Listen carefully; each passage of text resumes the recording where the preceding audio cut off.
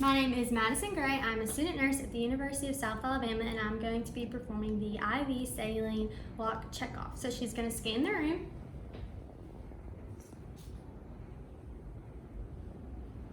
So upon entering the room, I'm going to perform hand hygiene. I'm going to verify the order and the hospital policy. I am going to identify my patient using two identifiers. I have Jaguar Jones, 8/25/1963, 8/25/1963. I'm also going to assess his allergies, and I see he has an allergy wristband, and it is also documented on here as well. I would gather all of my equipment, which I have right here. I would explain the procedure to my patient and provide privacy.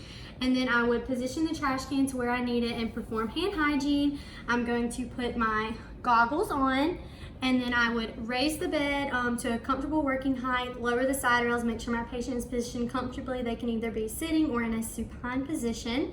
And I would make sure I'm still maintaining privacy for the patient. So now I'm going to open all of my kits, trying to use sterile technique.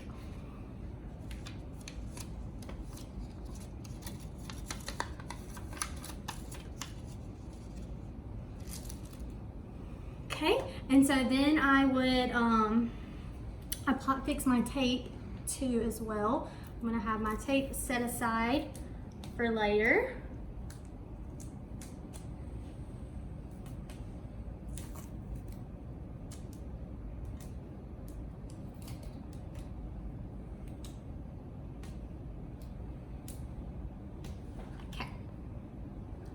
So now I'm going to cleanse the port with an alcohol prep. I'm gonna cleanse that really good. And then dispose of that. And then I'm going to take my saline and remove the cap. And I'm going to prime it gently. See that it works. Okay, and then I'm going to connect it onto the port and prime that as well over the trash can. Okay, and then I'm going to set it aside, and then I'm going to loosen the cap gently. And now I'm going to take my needle out and also lay my Tegaderm, my transparent dressing, aside as well too for later. And then I'm going to state the three principles for selecting an IV site. One could be choosing a distal vein on the non-dominant hand, selecting a large and spongy vein, and then selecting an area with no bruising. And then for three principles for fostering venous distension would be to have an area to smoothly or stroke it lightly, provide warmth to promote vasodilation, as well as placing the arm in a dependent position. So now I'm going to apply my tourniquet 4 to 6 inches above the insertion site where I'm going to insert it.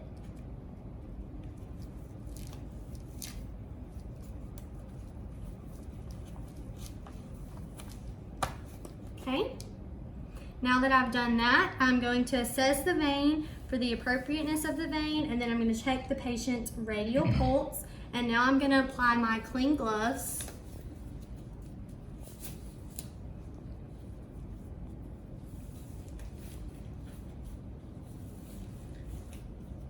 Okay, and now I'm going to move this closer for the procedure.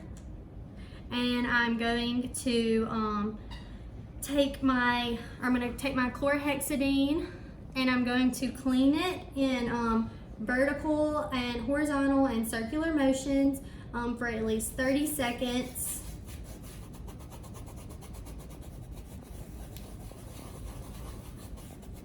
And then I will dispose of that. And then I'm going to let the area dry. And then I'm going to take my needle and remove the cap, and I'm going to anchor the vein 1.5 to 2 inches below the insertion site. And then I'm going to advise my patient to remain still, and that there is going to be a slight pinch. So I'm going to inject this with the bevel up at a 10 to 30 degree angle, parallel to the vein. So I'm going to inject it, and then when I see that I have blood return, I'm going to lower it and advance it another 1/4 of an inch, and then I'm going to push the hub the rest of the way.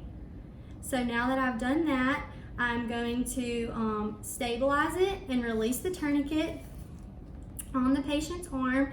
I'm going to apply pressure 1 1/4 above the site, and then I'm going to slowly remove the needle and dispose of it.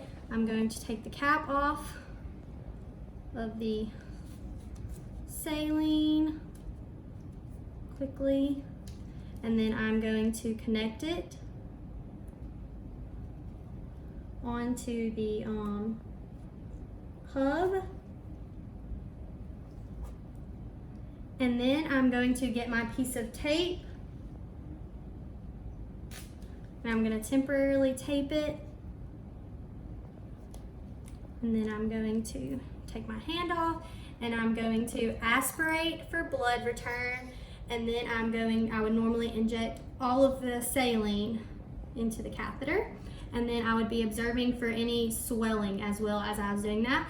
I'm going to remove the saline syringe and I'm going to dispose of it, and then I'm going to take my Tegaderm and I'm going to apply it only on the hub of the catheter.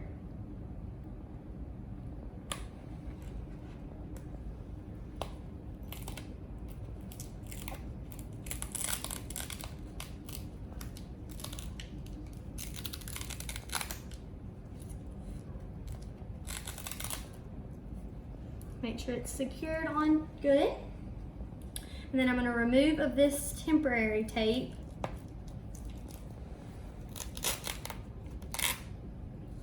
And secure it with another piece of tape in its normal position.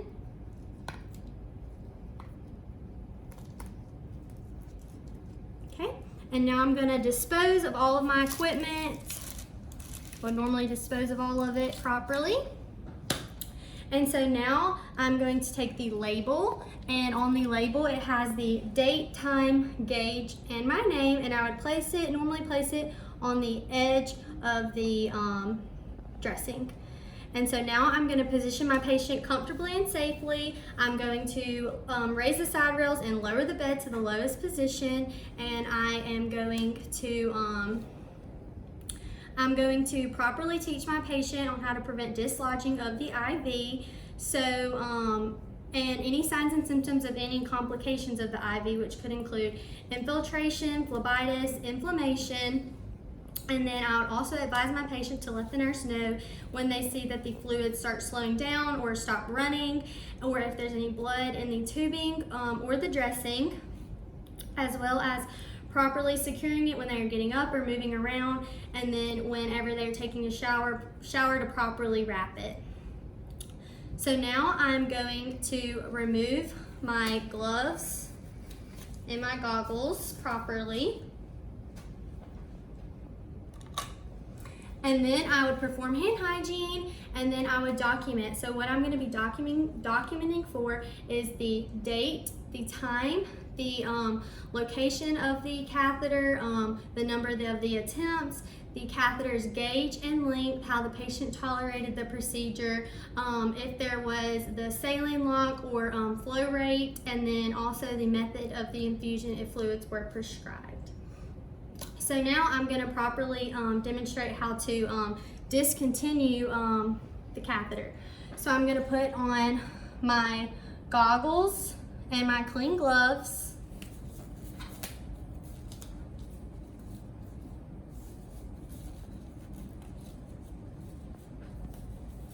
And I'm going to stabilize the catheter, and I'm going to remove the transparent dressing towards the catheter. And I would discard that properly. And then I'm also gonna keep stabilizing it and remove this tape right here as well.